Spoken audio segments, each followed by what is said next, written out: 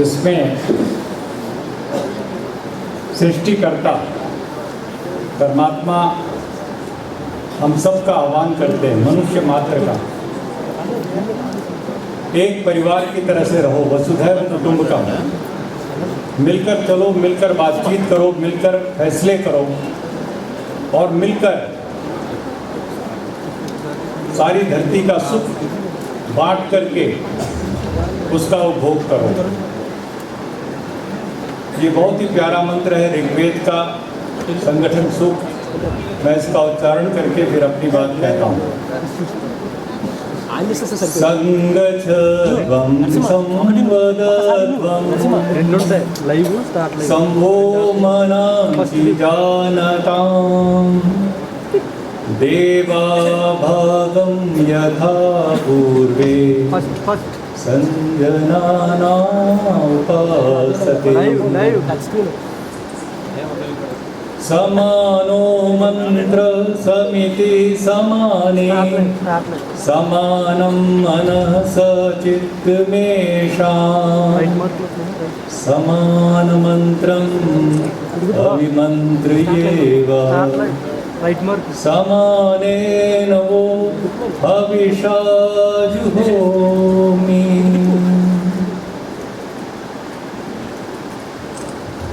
आज के हमारे सम्मेलन के अध्यक्ष मालेपल्ली लक्ष्मैया गारू, हमारे बीच में बहुत माने हुए प्रतिष्ठित जस्टिस सुदर्शन रेड्डी गारू, इस पूरे आंदोलन की रूहे रवां आदरणीय कोदंडराम गारू, के रामचंद्र मूर्ति गारू, केशवराव जादव गारू, चुक्का रामैया गारू, अभी हमारी बहन बोल के गई हैं रमा मेलकोटे गारू, ममता गारू, वेद कुमार गारू, आर विजय कुमार गारू, प्रोफेसर स्वर्णलता गारू, रघु गारू, गोवर्धन गारू और सभी साथी, नौजवान साथी, स्टूडेंट्स, सरकारी कर्मचारी और जितने भी हमारे सामाजिक कार्यकर्ता हैं। मुझे माफ़ कीजिएगा, मैं तेलुगु में नहीं बोल सकूँगा, इसलिए मैं हिंदी में बोल रहा हूँ। आप लोग तेलुगु में बोलते हैं, मुझे समझ में आता है, लेकिन अभी मैं पूरा अभ्यास करके सबसे पहले आइए एक बार फिर हम लोग जोर से नारा लगाएं। तो हमारे आंदोलन का नारा है जय तेलंगाना, जय जय तेलंगाना। ये आंदोलन का नारा है और इसी नारे से हम अपने शहीदों को श्रद्धांजलि देते हैं। और शहीदों में हमारे अग्रणी शहीद प्रोफेसर जयशंकर, आज उनका होना बहुत ज़रूरी था। आज वो होते तो हमारे सारे नए तेलंगाना का भविष्य वो अपने हाथों से संवारते। उनका विजन था, उनकी दृष्टि थी और मुझे सौभाग्य प्राप्त हुआ उनके साथ कुछ दिन काम करने का, मिल करके बड़े बड़े रैलीज में जाने का। सिद्दीपेट था या वारंगल था, मैं उनके साथ गया और घंटों मैंने इसके बारे में चर्चा की। तेलंगाना क्यों बनना चाहिए, कैसे बनना चाहिए, इसकी पूरी रूपरेखा यदि किसी एक व्यक्ति के दिल और दिमाग में बहुत साफ थी तो हमारे प्रोफेसर जयशंकर थे।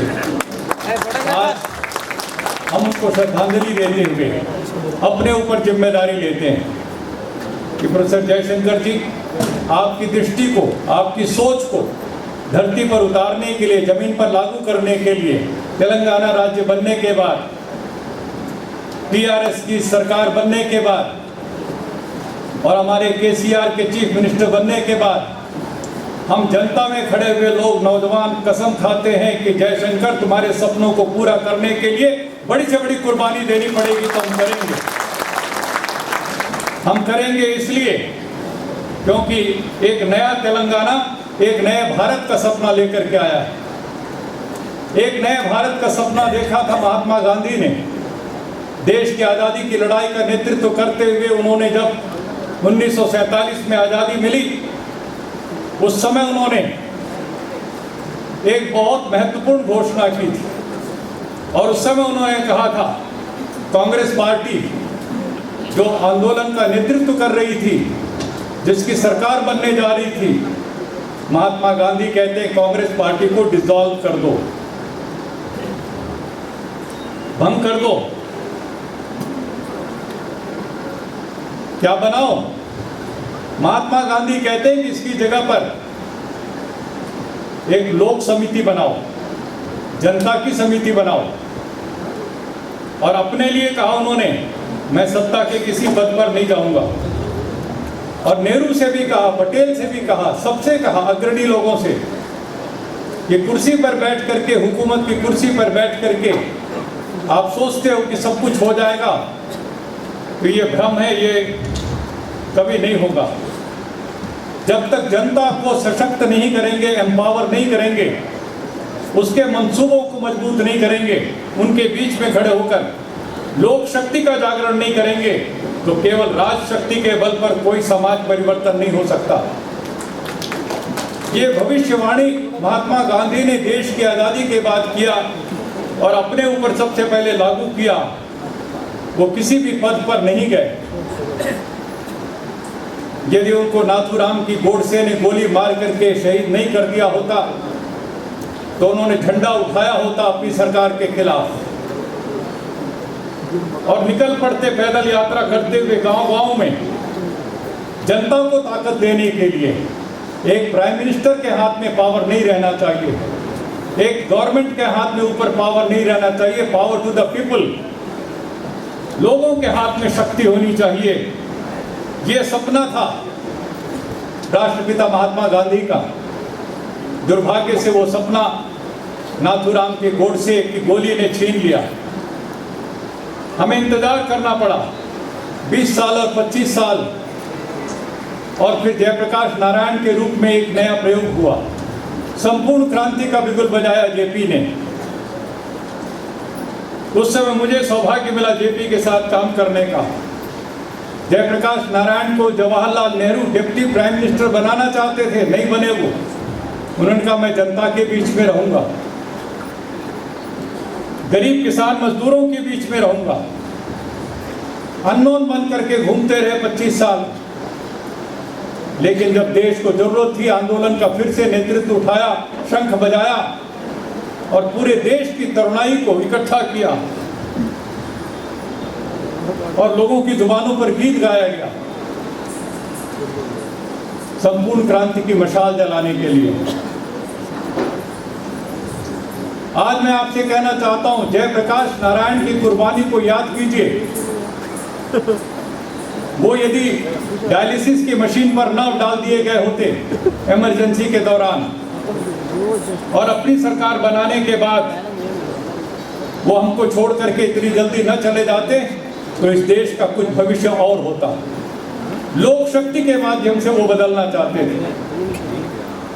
मुझे याद है जयप्रकाश नारायण की चिता जल रही थी जिस समय गंगा के तट पर पटना में, तो मैंने उस समय माइक से भाषण दिया था। इंदिरा गांधी, चौधरी चरण सिंह, ये सब लोग बैठे थे और मैंने खूब भाषण दे करके चिता से जलती हुई लकड़ी उठा करके मशाल के रूप में अपने हाथ में ली और मैंने कहा था, संपूर्ण क्रांति का नायक चला गया, आओ हम सब लोग कुर्सी छोड़ करके जनता में चलें।